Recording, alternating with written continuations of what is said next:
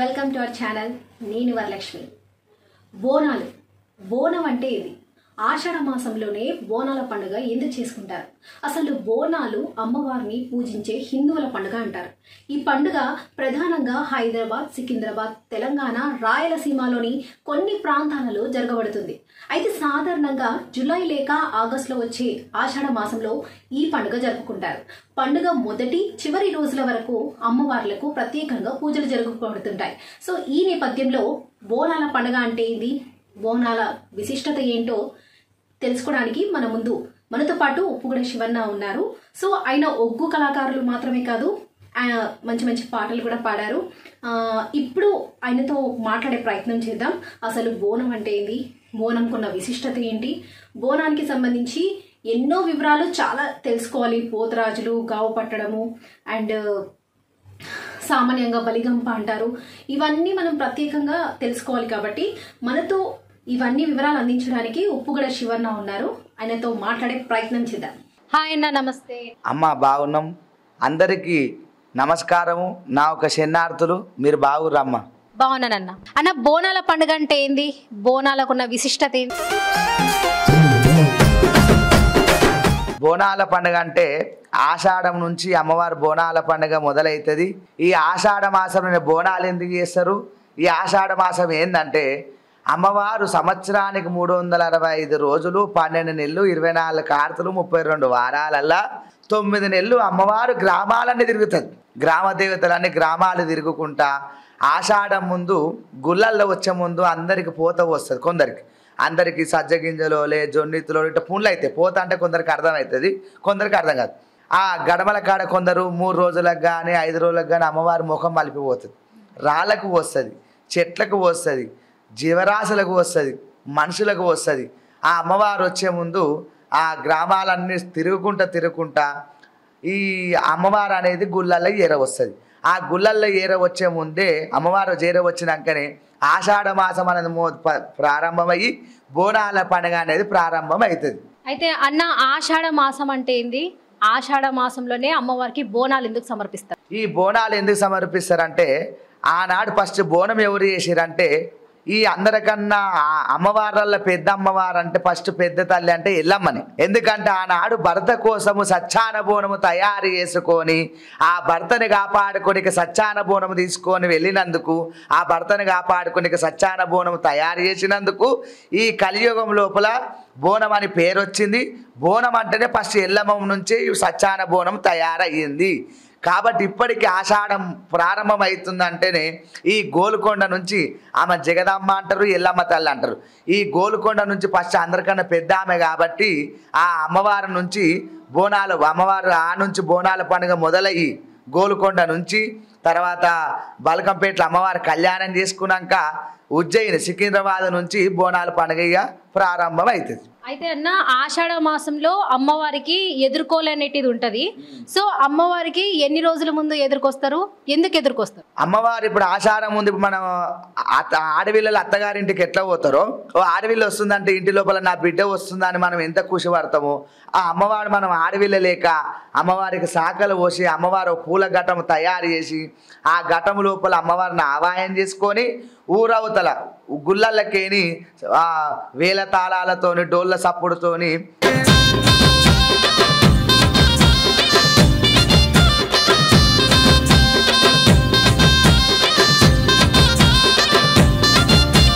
ఆ బోనాల ముందు వారం నుంచి అమ్మవారిని ఆషాఢం లోపలనే ఎదుర్కొని వచ్చినాక బోనాలు అమ్మవారిని వారం ముందు ఎదుర్కొస్తారు, కొందరు 2 వారాల ముందు ఎదుర్కొస్తారు.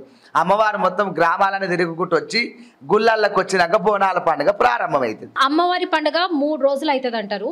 సో 3 రోజులు అంటే 3 రోజులకు ఉన్న ప్రత్యేకత ఈ అమ్మవారి గుళ్ళల్లో వచ్చినాక శనివారం నుంచి సోమవారం దాకా అమ్మవారి బోనాల పండుగ అవుతుంది. శనివారం రోజు సాయంకాలం కానీ శనివారం రోజు అమ్మవారు తొట్టెలు ఎదురుకొస్తారు.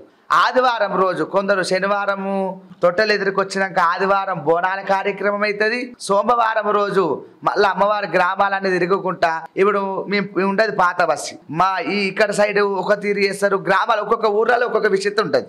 ఆషాఢం నుంచి శ్రావణ మాసం దాకా బోనాల పండుగ చేసుకుంటారు.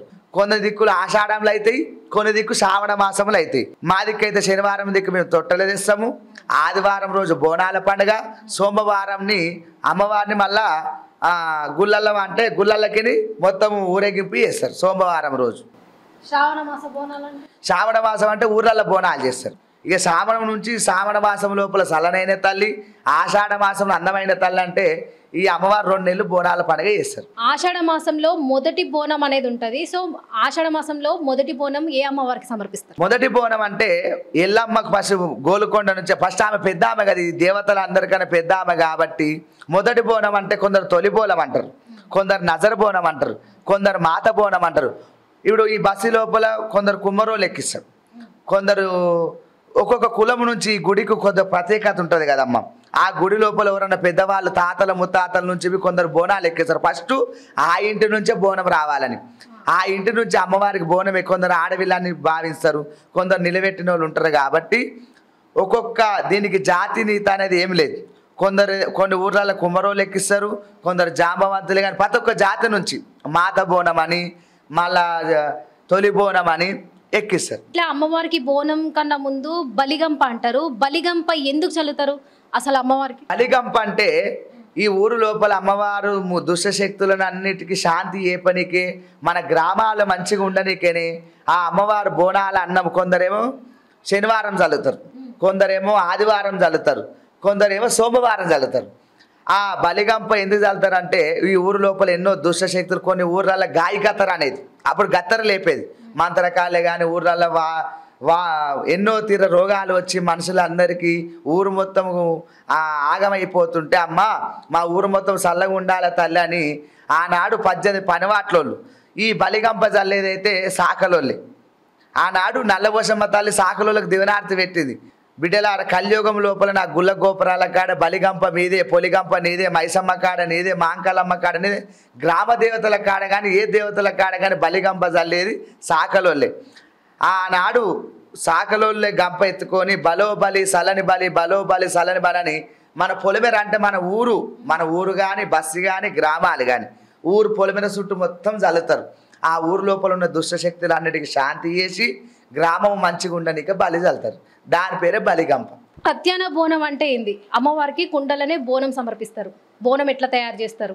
అమ్మవారికి నైవేద్యంగా ఏం సమర్పిస్తారు? ఆనాడు అమ్మవారు సత్యాన బోనం చేసింది కాబట్టి అది సత్యాన బోనం. 7 అంతరాల బోనాన్ని సత్యాన బోనం. కొందరు 7 అంతరాలు చేస్తారు, కొందరు 5 అంతరాలు చేస్తారు, కొందరు 3 అంతరాలు చేస్తారు.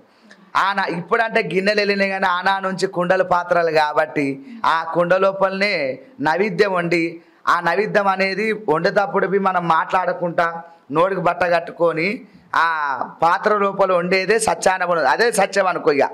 ఆ సత్యాన బోనం వండుకొని అమ్మవారు సమర్పిస్తారు. నైవేద్యం అంటే ఏదంటే అది ఎక్కదు అమ్మవారికి. తెల్లన్నం అమ్మవారు కొందరు బగారన్నం పెడతారు, కొందరు తెల్లన్నం పెడతారు, కొయ్యగూర పెడతారు, బూరెలు పెడతారు, పూరీలు పెడతారు. మీద శాఖలు కొందరేమో కళ్ళు పోస్తారు, కొందరు పెరుగు నీళ్ళు పోస్తారు, కొందరు బెల్లం శాఖ పోస్తారు, కొందరేమో పలుచు పులుచు పోస్తారు, ఎన్నో తీర శాఖలు పోస్తారు. నైవేద్యంలో ఎన్నో తీర నైవేద్యం పెడతారు. కాబట్టి ఆ ఎంత పవిత్రంతో నెక్కిస్తే అంత మంచిది మనకు. ఇప్పుడు పోతురాజులు అంటారు. పోతురాజులు అంటే ఏంది? అసలు పోతురాజుకి అమ్మవారికి ఉన్న సంబంధం ఏంది? ఈ పోతరాజు అంటేనే శివుని వంశంలో పుట్టిండే పోతరాజు, పోతలింగడు. ఇప్పుడు లింగం అనేది అయితే పేరు వచ్చిందిగా. ఆనాడు పోషమ్మ కోరుకుంటుంది, నాయనా శంకర మరి నేను ఒక్కటే ఆడిదాన్ని, నా తోడ పుట్టాలని నా తమ్ముడు పోతరాజు అని ఆ శివుని వంశాన పుట్టిండే పోతరాజు. ఆనాడు తమ్ముడా పోతరాజా నేనున్న కాడ నువ్వు ఉండాలి, నేను పోతుంటే నువ్వు దుష్టశక్తులు అన్నీ ఎలుగొట్టుకుంటావు అని ఇప్పటికీ ఓ తొట్టెలు తీసిన పోతరాజు అవసరమే, ఓ పలారమ్మని తీసిన పోతరాజు అవసరమే, ఓ బోనం తీసిన పోతరాజు అవసరమే. ఇప్పుడు ఎన్నో శక్తులు అమ్మవారు పోతుంటే ఆశపడతాయి కాబట్టి ఈ పోతలింగన్న వేషం వేసుకొని దయ్యాలు భూతాలు శక్తులను ఎలగొట్టుకుంటూ పోతాడు. ఆషాఢ మాసము చెంబాయిరే అందుకొని పూజ చెంబాయిరే కవల దండలు చెంబాయిరే నెత్తుల బోనము చెంబాయిరే బయళ్ళ కొలుపులు భక్తులగా పాడు నెత్తుల బోనము కవల దండలే చెంబాయిరే అమ్మ బయలెల్లని చెంబాయిరే అమ్మ బయలెల్లని చెంబాయిరే జగదమ్మ బయలెల్లని చెంబాయిరే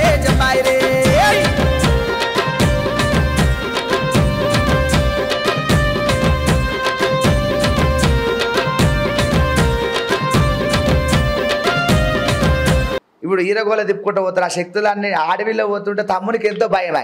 నా అక్క పోతుంది దుష్టశక్తులను ఎలగొట్టుకుంటా అమ్మవారిని అనేది గుళ్ళలకు తీసుకుపోతాడు, ఊరేగింపు తెస్తారు.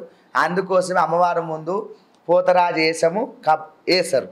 ఈ శివునికి నందెట్లనో విష్ణుమూర్తికి ద్వారపాలకెట్లనో అమ్మవారికి పాలకుడు లేక పోతరాజు గావు పడతారంట. అసలు గావు అంటే ఏంది? గావు అంటే ఆనాడు పోతరాజు సాకల పూలైన గావు పట్టినందుకు ఆనాడు ఆటలు పట్టేది. ఇప్పుడు ఆనంకాయ పడతారు, గుమ్మడికాయ పడతారు. అమ్మవారి మీద దుష్టశక్తులు ఎంబడి తలిగినందుకు ఆ కోపముతోని ఆ వీటిని అన్నిటికీ పక్క జరపనికనే గావు పడతారు. మొదటి బోనం కుమ్మరోలే చేస్తారంటారు. కుమ్మరోల బోనమే అమ్మవారికి ఎక్కాలంటారు. అసలు కుమ్మరోల బోనం అంటే ఏంది? కుమ్మరోళ్ళ బోనం అంటే ఆనాడు అమ్మవారు సచ్చాన బొడుగురి వేసుకున్నప్పుడు మన అమ్మ మాకు దివనాడుతూ ఏంటంటే గుళ్ళ గోపురాల కాడ పుట్టినాడు నీకుండానే, పెరిగినాడు నీకుండానే, పెళ్లికి నీకుండానే, పోయినాడు నీకుండానే, కుండలేంది ఏ కార్యక్రమం కాదు. కాబట్టి ఆనాడు నుంచి దేవతల కాండం నుంచి కుమ్మరోళ్ళు ఖచ్చితంగా అమ్మవారికి విశ్చతని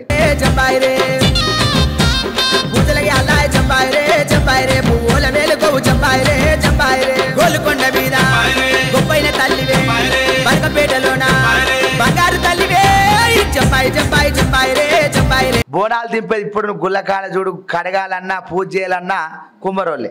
కాబట్టి ఆనాడు సచ్చాన బోనం తయారు చేసినందుకే కుమ్మరోళ్ళ బోనమే ఫస్ట్ అమ్మవారికి ఎక్కుతుంది. వాళ్ళు వారం ముందు ఊరు మొత్తం తిరిగి జోగు అంటారు. ఆ బియ్యమన్ని తీసుకొని వచ్చి కుండల బోనం తీసుకొని అమ్మవారికి సమర్పిస్తారు. ఈ ఒక గుడికి ఎంతో మంది పనిబాట్లు ఉంటారు. సాకలోళ్ళు ఉంటారు, మంగళోళ్ళు ఉంటారు, కాపోలు ఉంటారు, గొల్లోలు ఉంటారు, మాలోళ్ళు ఉంటారు. సబ్బన్న జాతులు. గౌన్లోళ్ళు అయితేనేమో ఒక ఊర్లో ఘటం కుంట ఎదుర్కొస్తారు, గొల్లోళ్ళు ఏమో గొర్రెపోడీలు తెస్తారు, సాలోళ్ళు ఏమో అమ్మవారికి చీరలు తెస్తారు, హౌసులోళ్ళు ఏమో అమ్మవారికి నగలు తెస్తారు. ప్రతి ఒక్క సబ్బన్న జాతు నుంచి వాళ్ళు ఏ పని బోటులో ఉంటారో అవి అమ్మవారికి సమర్పిస్తారు. ముందు మీ ఇన్స్టాలో నేను ఒక వీడియో చూసిన. ఆలలు అంటే ఏంది? అసలు గావు పట్టడం అంటే ఇప్పుడు అమ్మవారికి మేకపోతులను బలిస్తారు కదా. యాక్చువల్గా అమ్మవారికి మేకపోతులను బలిచ్చేటప్పుడు వాళ్ళు కళ్ళు సారా లైక్ కోటర్ డ్రింక్ అమ్మవారి ఆయనకి మేకకి ఇట్లా పెట్టడము, మళ్ళీ ఆ తర్వాత అమ్మవారు జడితిస్తుంది అని అంటారు. సో అది ఎంత నిజమేనా? అసలు అమ్మవారి వెనకాల ఉన్న దుష్ట శక్తులకు ఈ మేక యాటపోతు బలిస్తారా, లేకపోతే అమ్మవారికే నైవేద్యంగా బలిస్తారా? ఇవాళ రేపు అందరికీ నేను ఎన్నోసార్లు యూట్యూబ్లో కానీ ఇన్స్టాగ్రామ్లో కానీ అలా మేము ఎన్నో ఎల్లమ్మ పండగల కాడ కానీ గుళ్ళ కాడ కానీ అలాల్ అనేది ఇప్పుడు వచ్చింది మన దాంట్లో. ఎంకటి నుంచి సాకలోళ్ళు కోసేది యాటలని ఊర్లల్లో మైసమ్మల కాడ పోషమ్మల కాడ ఏడైనా. ఇప్పుడు అలాల్ అనేది వచ్చింది, కట్టుకోళ్ళు కోసేది. కానీ ఇప్పుడు అలాల్ అనేది ఏడు మేము అలాల తింటాం. కానీ లెక్కకు మన హిందూ సాంప్రదాయం లోపల అలాల్ అనేది పనికిరాదు. మన అమ్మవారికి చేస్తున్నాం. మనం యాటకు పసుపు పెట్టి కుంకుమ పెట్టి ఆ యాటకు అనేది మేకపోతులు కానీ గొర్రెలు కావచ్చు, కోడి కావచ్చు, మనం కళ్ళు శాఖ, బెల్లం శాఖ, దానికి ఎన్నో తీరులో మనం శాఖలు పోసి ఆటని కోస్తాం. మందు పోసి కళ్ళు పోసినాక వాళ్ళు ఏదైతే మంత్రం చదువుతారో అలా చేసేటప్పుడు వాళ్ళ దేవుని తలుచుకొని మనం కోస్తారు.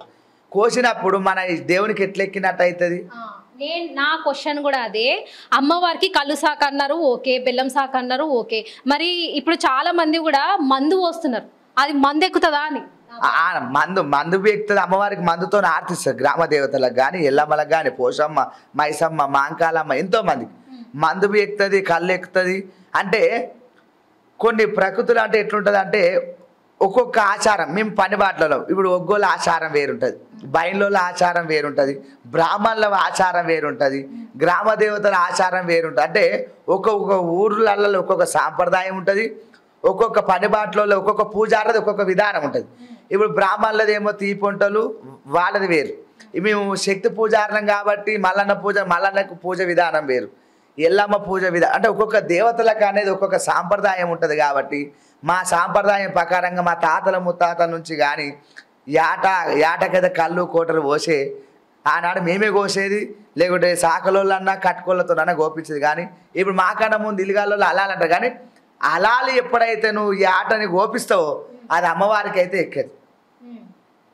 ఈ ఆట కోసేది అమ్మవారి కోసం కాదు, ఈ అమ్మవారి కింద ఈ దుష్టశక్తులు అన్నిటికీ శాంతి ఏనికనే ఆ అమ్మవారి ముందు ఈ ఆటను కోస్తారు. పోతరాజులు అంటే ఎట్లా ఉండాలి?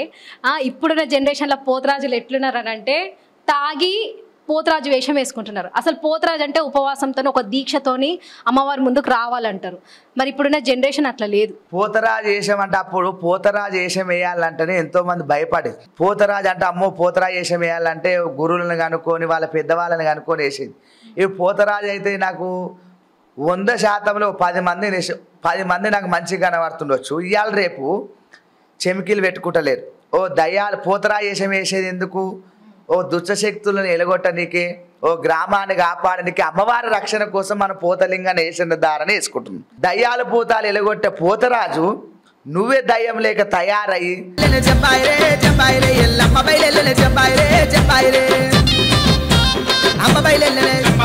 తల్లి బయలెల్లనే ఆ పూజలు పూల మేలుకో చెంబాయి చెంబాయి చెంబాయి రే చెంబాయి రే అమ్మ బయలెల్లనే చెంబాయి రే చెంబాయి రే.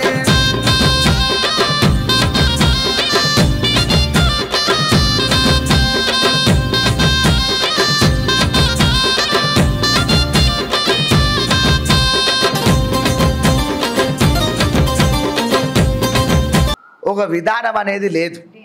ఈ పోతరా వేషం ఎవరైతే ఆ దయాల లేక తయారవుతారో ఆ ఉన్న శక్తులే ఎవరైతే ఆ వేషధారణ వేసుకుంటారో ఆ శక్తులు ఈ నెంబడి తలిగి అనారోగ్య సమస్యలు వస్తాయి.